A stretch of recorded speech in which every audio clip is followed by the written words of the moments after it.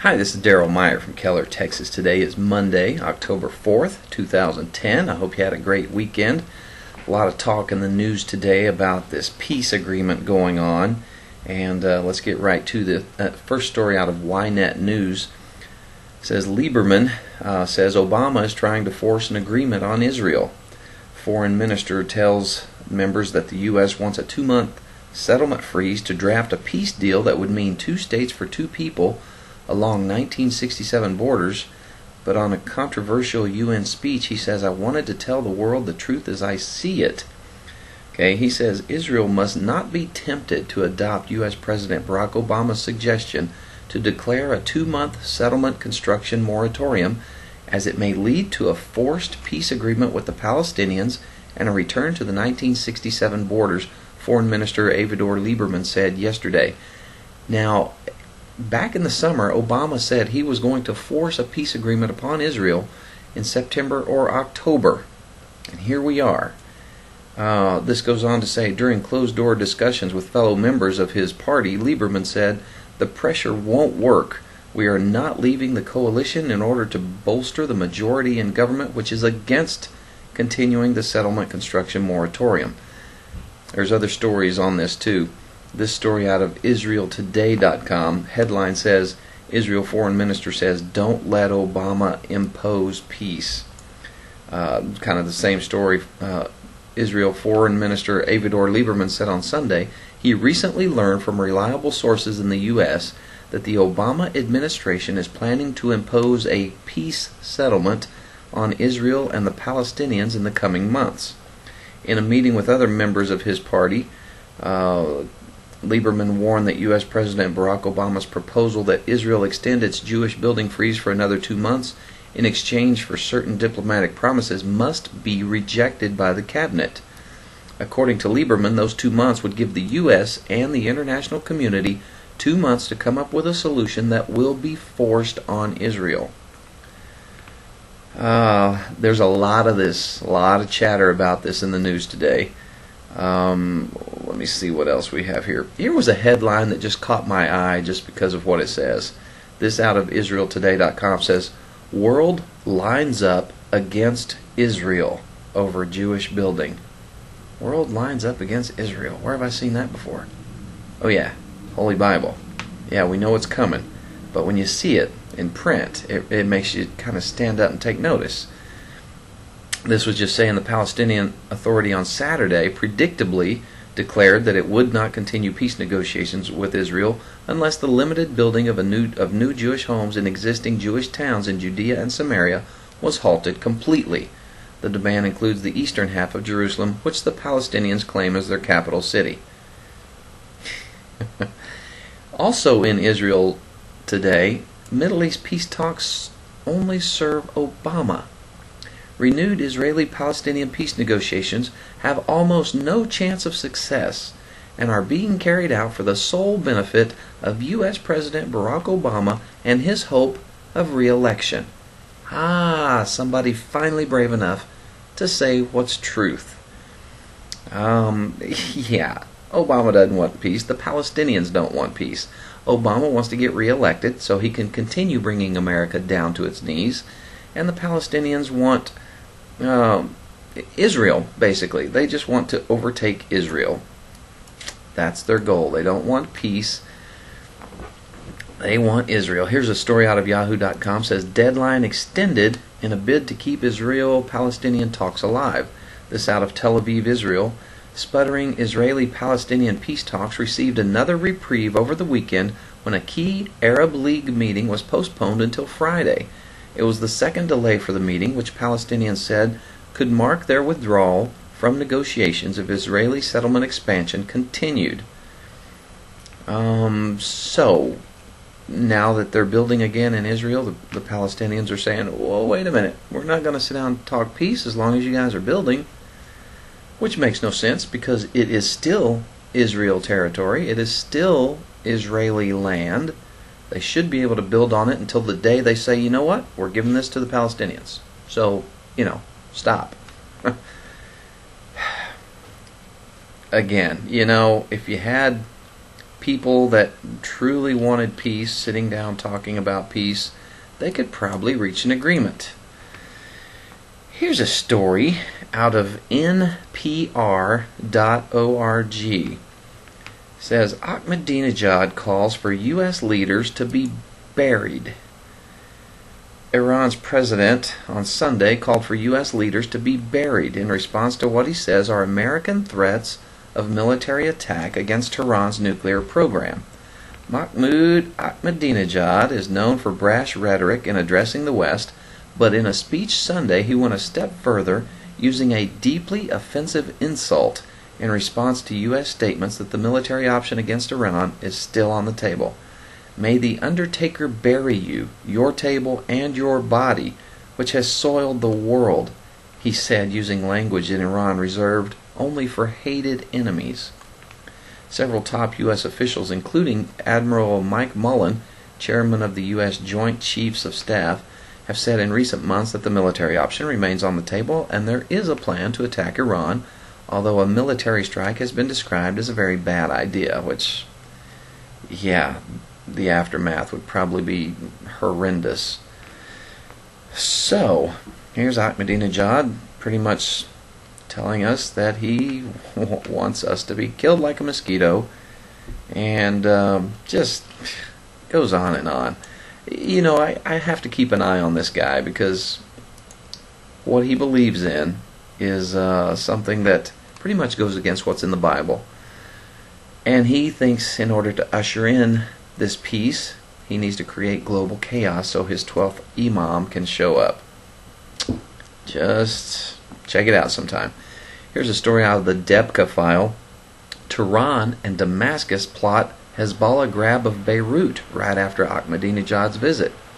The presidents of Iran and Syria agreed in Tehran Saturday, October 2nd, to support a Hezbollah military takeover of Lebanon's power centers, including the capital Beirut, right after Mahmoud Ahmadinejad ends his controversial two-day visit in the country on October 13th through 14th.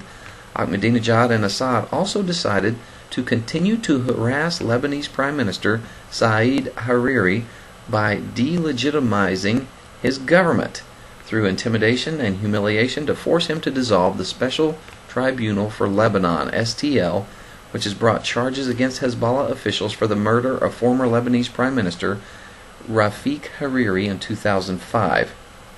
So here's Iran coming out saying we're going to take over Lebanon so we can have a stronghold force to attack Israel. Coming out and telling the world that. Anybody doing anything against it? Anyone trying to stop him?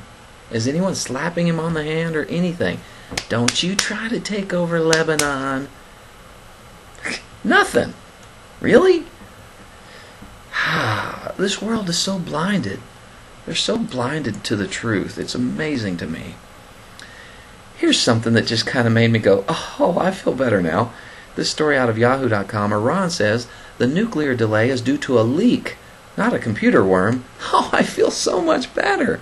Great. You got a leak already. You're not even online? It's out of Tehran today. A month-long delay in starting up Iran's first nuclear power plant is the result of a small leak, not a computer worm that was found on the laptops of several plant employees, the country's nuclear chief said today. So I feel so much better. There's a nuclear leak going on in Iran. Hey, that's so much better than a computer virus. Oh my gosh, really? So do they look weak if they can't overcome a computer virus, but suddenly they're okay if they have a leak? Come on. Where's the IAEA when you need them? Speaking of this computer virus, here's something out of Arutz Sheva. It says the coding of the virus attacking Iran may refer to Queen Esther. Iranian intelligence minister Haider Moslehi said yesterday that his country is under cyber attack and blamed the United States and Israel. Iranian officials initially admitted that their country had been hit by the Stuxnet computer virus, but insisted that the damage was minimal. Of course, they're not going to admit that they've been terribly beat down. Iran has been forced to push back the opening of the nuclear plant in Bushehr. Senior information and technology official Hamid Alipour admitted that while Iranian officials had hoped to clean up the virus in under 2 months, that hope had been proven unrealistic. The virus is not stable, and since we started the cleanup process, 3 new versions have been spreading, he said. Let's see. Let me get down to the other part of the story. It says that a detailed analysis released by security firm Symantec revealed 2 clues that, according to Wired.com, may indicate Israeli involvement in the virus, or may indicate that another country is trying to implicate Israel in the attack. 2 file directory names, Myrtus and Guava, could be a hint to the biblical Queen Esther, who intervened to save the Jewish people from destruction at the hands of the Persian king. Persia is now known as Iran. Esther was also known as Hadassah, a name which means myrtle in Hebrew, and guavas are in the myrtle family of fruit. So here's people trying to say, it looks like Israel is doing this Stuxnet attack on Iran. Who's to say, though? Governments lie to their people. Governments lie to other governments. I've found that many politicians tend to lie to us to get elected, and then whoop, about face, they follow their own agenda, not caring about little old you and little old me. It's no longer government of the people, by the people, for the people. We have a government for the government. That's what we have here in the country of America, country that I love, that I am sadly watching go down in flames under this administration. Okay, I've been talking about attributes of God. I want to continue that. And out of Deuteronomy 10, verse 17, it says, "For the Lord your God is God of gods and Lord of lords, the great God, mighty and awesome, who shows no partiality." Okay, let's talk about being impartial. Okay, as we work our way through the attributes of God, it would be a crime if we skipped over His impartiality. Now, by impartial, we're referring to His total lack of prejudice or favoritism. In God's eyes, one person is just as valued and important as the others. Okay, those of you with kids, you know how difficult this can be. You might have one very compliant, good-natured, loving kid, and then you've got this other one that's just a rebel, just tries to rub you wrong and just goes against everything you say. And it's hard to not be choosing favorites, okay? We can see God's impartiality attested by a very unlikely source in the Gospel of Matthew. As the religious rulers of Jesus' day descended upon Him like vultures drawn to the kill, they make a striking statement. If you read in Matthew 22, verse 16, they say, "Teacher, we know that you are true and teach the way of God in truth, nor do you care about anyone, for you do not regard the person of men." Now, even Jesus' enemies recognized that He didn't play favorites. After scrutinizing His every move in order to find an angle of accusation against Him, they had to confess that this man was completely impartial. Okay? They knew this firsthand because they were getting used to getting the royal treatment from everyone else, but Jesus never played that game with them. Okay?